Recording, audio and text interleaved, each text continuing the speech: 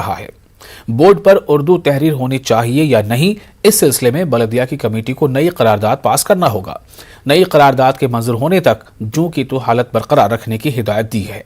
वाज़ेह है कि हिंदू तंजीमों और चंद कन्नड़ा तंजीमों ने बल्दिया की इमारत में लगाए गए बोर्ड से उर्दू तहरीर मिटाने का मुतालबा करते हुए एहतजाज किया है।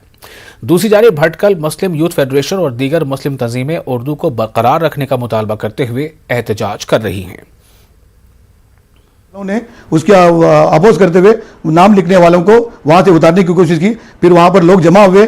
यहाँ के लोग जमा होने के बाद उर्दू बोर्ड के सिलसिले में यहाँ के लोगों ने उस एहतिजाज करते हुए उसको वापस लगाने की गुजारिश की और फिर वहां पर वो बोर्ड वापस लगाया गया।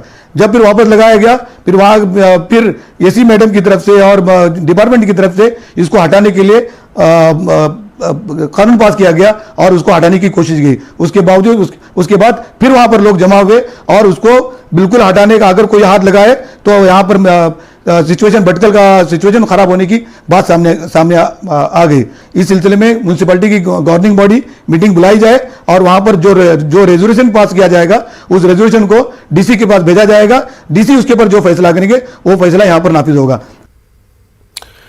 कर्नाटक के रायचूर में ही All India Institute of Medical Sciences कायम करने का मुतालबा करते हुए कम्युनिस्ट पार्टी के लीडरों ने एहतजाजी मुजाहरा किया।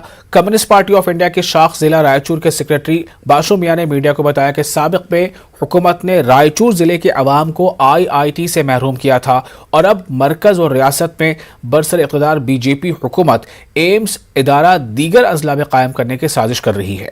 बाशु मियां ने कहा कि कम्युनिस्ट पार्टी दीगर हमख्याल जमातों और समाजी तंजीमों के साथ मिलकर एम्स इदारे के हुसूल तक जद्दोजहद जारी रखेगी। उन्होंने कहा कि कम्युनिस्ट पार्टी एम्स के हुसूल के लिए मुख्तलिफ तंजीमों की जानिब से शुरू करदा गैर मुअय्यना मुद्दत की हड़ताल की मुकम्मल हिमायत करती है। ನಾವು ಈ ಹೋರಾಟ 46 ದಿನಗಳಿಂದ ನಡೀತಾ ಇದೆ।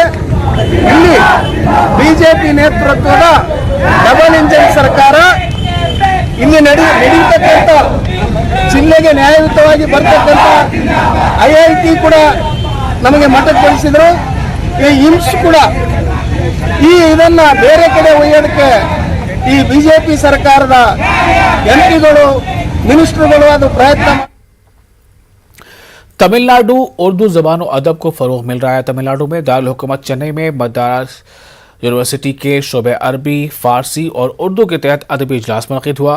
रियासत के मारूफ अदीब, शायर, मुहक़्क़िक़ अलीम सबा नवीदी की 2 किताबों का इजरा अमल में आया। तमिलनाडु में नात गोई और तमिलनाडु के साहिब तसनीफ़ उलमा किताबों का रस्म इजरा बिहार उर्दू अकेडमी के साबिक़ सेक्रेटरी मुश्ताक अहमद नूरी के हाथों अमल में आया। मद्रास यूनिवर्सिटी के शोबे उर्दू के सदर डॉक्टर काजी हबीब अहमद की सदारत में ये तकरीब मुनक़िद हुई। मुश्ताक अहमद नूरी ने कहा कि अलीम सबा नवीदी अपनी तहक़ीक़ के ज़रिए उर्दू दुनिया को कई कीमती मालूमात फ़राहम करती रही हैं। डॉक्टर काजी हबीब अहमद ने कहा है कि आरकाट के नवाबों के दौर में अरबी, फ़ारसी और उर्दू को काफ़ी फ़रोग़ मिला और उर्दू ज़बान की आबियारी में उलमा कराम ने अहम रोल अदा किया। एक किताब तमिलनाडु में नात गोई है जो आम तौर से तो अलीम नवाज सवेदी की किताब है, लेकिन प्रोफेसर सैयद नियाज़ अहमद जमाली ने इसको तरतीब दिया है।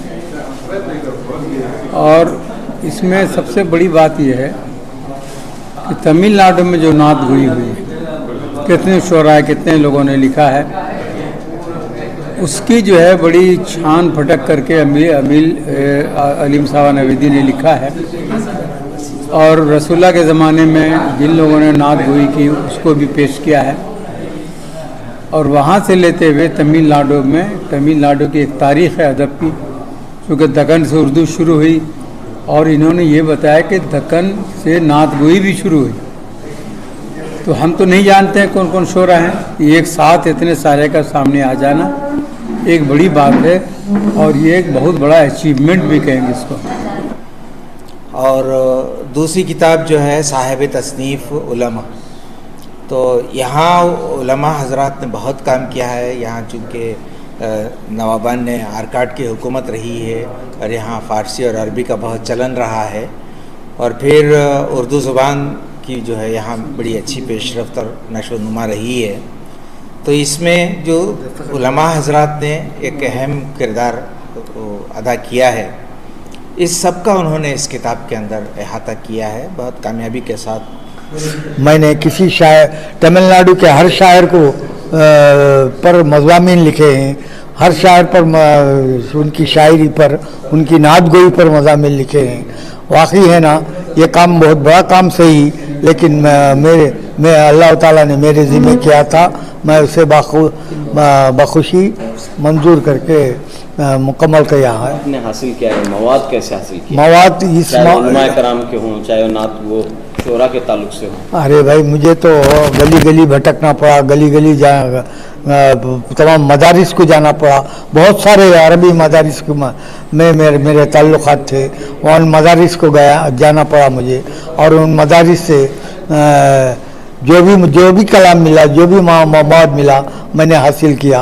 और इस सिलसिले में मैं सबसे ज़्यादा डॉक्टर जावेदा हबीब का मशहूर हूँ, जिन्होंने मेरे नक़ूश के नंबर मोहम्मद तुफ़ैल साहब के नक़ूश नंबर से बहुत सारा मवाद उन्होंने हासिल किया।